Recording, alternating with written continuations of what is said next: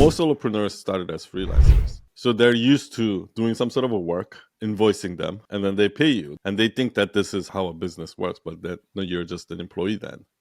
You're just getting paid for your time, right? Like whatever hour you work in. If you really are a business, there should be cash flow coming in all the time. Yes. And these process has to be separated.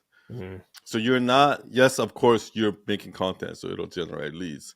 And you get on a call with the leads so you can close a sale.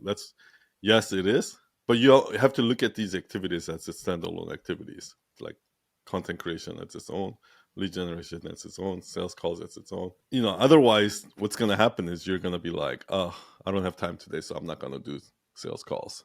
Like, that's what's going to happen. Like, you almost have to separate it so that even if I don't get any sales today, I'm still going to jump in and do sales calls because that's my job. That's part of my job. That's part of my process, right? And once you get there, I think that's when you can stop worrying about money so much. Yeah, I actually like that. And that's when you talked about earlier on about the reverse engineering of something. I get a lot of people, say, I want to make 10K a month, right? I'm like, great. Tell me how you're going to get there. And they'll say, like if I get this many clients a month, I'm like, okay, I get where you're coming from. But what I said was like, let's go from 10 backwards and figure out, okay, well, how many leads have you got? How do you get the first one? Yeah. How many discovery calls, sales calls have you got booked? Okay. And then what's your offer? And then working backwards. So, okay, well, you get those things, you're going to get your 10K. Right? Not how do I get there? Because if you don't know how to get there, you're not going to get there. Right? Let's work backwards what we actually need to do to actually get you there in the first place. And that's the thing, like you have this thing working for you, have this thing working for you. For myself, it's not just sales training.